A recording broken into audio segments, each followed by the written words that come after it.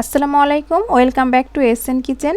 দেখুন পিঠাটা পুরো রসে ভরা, সফট ও দেখতে কি সুন্দর। আজকের রেসিপি হবে একদম traditional modak puli pitha, soft outside and sweet inside. দুধ আর গুড়ের গন্ধে মন ভরে যাবে। বিশ্বাস করুন আর নাই করুন, এটা খেলে মনে হবে সেই শৈশবের শীতে ফিরে এলাম। সফট, সুইট, কোকোনাট ফিলিং আর গুড়ের মিষ্টি টুইস্ট, জাস্ট এক কামড়েই বলে ফেলবেন ওয়াও, আর একটা চাই। চলুন শুরু করি তাহলে শীতের এই মিষ্টি মোদক পুলি পিঠার রেসিপি। মোদক পুলি বানানোর জন্য আমি প্রথমে নিয়ে নিচ্ছি 1 কাপ লিকুইড দুধ, দিয়ে দিচ্ছি সামান্য একটু লবণ, 1/4 টিস্পুন মতো। লবণটা ভালোভাবে দুধের সাথে মিশিয়ে নিচ্ছি। বলক চলে আসছে। দিয়ে দিচ্ছি 1/2 কাপ সুজি। পারফেক্ট ডো তৈরির জন্য ঠিক যতটা সুজি নেবেন তার ডবল পানি বা দুধ অ্যাড করতে হবে। এখানে আমি 1/2 কাপ সুজির জন্য 1 কাপ দুধ অ্যাড করেছি এবং নেড়ে চেড়ে একটা সফট ডো হয়ে যাবে সে পর্যায়ে আমি এটা নামিয়ে ফেলবো। চুলার আঁচটা এখন আমার লোতে আছে, দেখতেই পাচ্ছেন ডোটা প্যানের গা ছেড়ে উঠে আসছে। এ পর্যায়ে আমি এটা নামিয়ে ফেলবো। চুলায় একটা প্যান নিয়ে দিয়ে দিচ্ছি 1 কাপ কোরানো নারকেল। 1 কাপ নারকেলের জন্য দিয়ে দিচ্ছি 1/2 কাপ খেজুরের গুড়। এখানে খেজুরের পাটালি গুড়টা আমি নিয়েছি। আর দিয়ে দিচ্ছি সামান্য একটু পানি, এতে করে গুড়টা খুব ভালোভাবে গলে যাবে। নাড়তে নাড়তে যখন দেখবেন যে পানিটা এরকম টেনে আসছে সে পর্যায়ে দিয়ে দিতে হবে 2 টেবিল চামচ গুঁড়া দুধ। গুঁড়া দুধ দিলে ফ্লেভারটা খুব ভালো আসে। আপনাদের হাতের কাছে না থাকলে স্কিপ করতে পারেন, তবে এতে করে স্বাদটা অনেক বেড়ে যায়। এবার উল্টিয়ে পাল্টিয়ে এটা নেড়ে চেড়ে আমি কুক করে নেব। কুক করতে করতে যখন দেখবেন এরকম একটা লোভনীয় কালার চলে আসছে এবং স্প্যাচুলা থেকে নিলেও এভাবে ছেড়ে দিলে আবার পড়ে যায়, দেখতে পাচ্ছেন স্প্যাচুলা লেগে থাকছে না, মানে বেশ ঝরঝরে হয়ে গেছে। সে পর্যায়ে বুঝতে হবে এটা হয়ে গেছে, তার মানে আমার এটা কুক করা হয়ে গেছে। এখন আমি চুলাটা অফ করে নামিয়ে নেব। ডোটি একটু ঠেসে হাত দিয়ে ঠেসে ভালো করে স্মুথ করে মেখে নিচ্ছি। চাইলে এ পর্যায়ে একটু হাতে ঘি বা তেল লাগিয়ে নিতে পারেন যদি সমস্যা মনে হয়। তো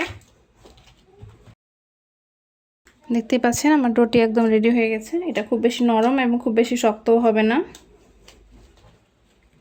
পারফেক্ট ডো তৈরি করার জন্য আমি যে টিপসগুলো আপনাদের সাথে শেয়ার করেছি সেই টিপস অ্যান্ড ট্রিক্সগুলো ফলো করবেন, তাহলে পারফেক্ট ডো হয়ে যাবে। এবার অল্প একটু লেচি কেটে নিচ্ছি। কেটে নিয়ে হাতের সাহায্যে এভাবে গোল করে একটু প্রেস করে নিচ্ছি। আশা করি দেখে নিশ্চয়ই বুঝতে পারছেন।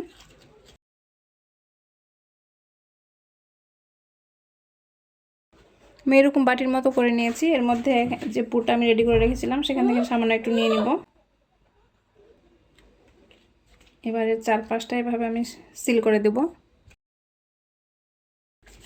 এটা এরকম একটা গোল শেপ দিয়ে নেব। গোল শেপ দেওয়া হয়ে গেলে এর 2 সাইডটা এরকম একটু সুচালো করে দেব।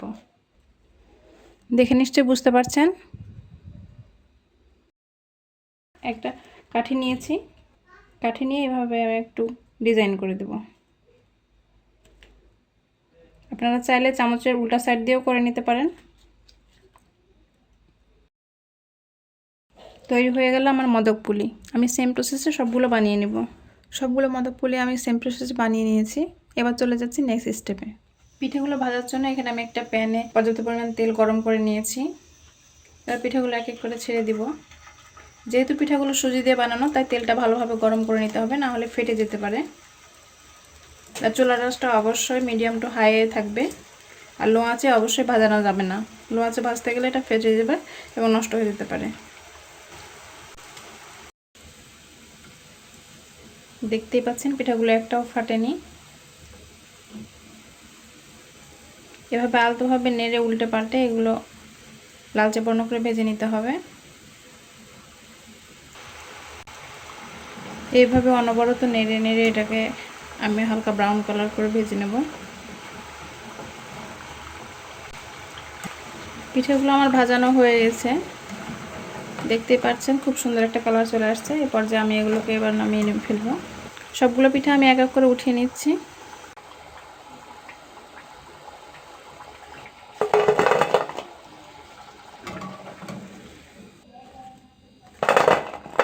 শব্দ শুনে নিশ্চয়ই বুঝতে পারছেন কতটা মুচমুচে হয়েছে। এবার পিঠার জন্য একটা হালকা শিরা তৈরি করে নেব। সেজন্য নিয়ে নিচ্ছি 1/2 কাপ চিনি। দিয়ে দিচ্ছি 1/2 কাপ পানি, আর 2টো এলাচ আমি মুখটা ফাটিয়ে দিয়েছি। চিনিটা ভালোভাবে পানির সাথে মিশিয়ে নিব। শিরাটা খুব একটা বেশি ঘন হবে না, কারণ ঘন শিরা হলে পিঠার মধ্যে যেতে চাইবে না। শিরাটা পাতলাই হবে, এতে করে পিঠাটা খুব সহজে অবজার্ভ করে নিতে পারবে। আমি যে টিপস অ্যান্ড ট্রিক্সগুলো আপনাদের সাথে শেয়ার করছি সেগুলো ফলো করে যদি আপনারা এই রেসিপিটা করেন তাহলে একদম পারফেক্ট হবে আপনাদের পিঠা। চিনিটা গলানো হয়ে গেছে, এবার অপেক্ষা করছি বলক আসা পর্যন্ত। বলক এসে গেছে, এবার পিঠাগুলো আমি এর মধ্যে দিয়ে দিব।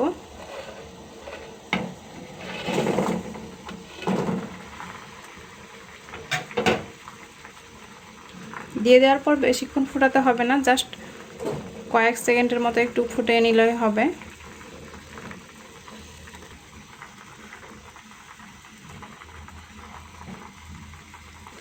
বলক চলে আসছে, এবার চুলার আঁচটা আমি বন্ধ করে দিয়ে এটা ঢাকনা দিয়ে ঢেকে রেখে দিচ্ছি, আর অপেক্ষা করছি ঠান্ডা হওয়া পর্যন্ত। ঠান্ডা হলে আমি সার্ভে আসছি।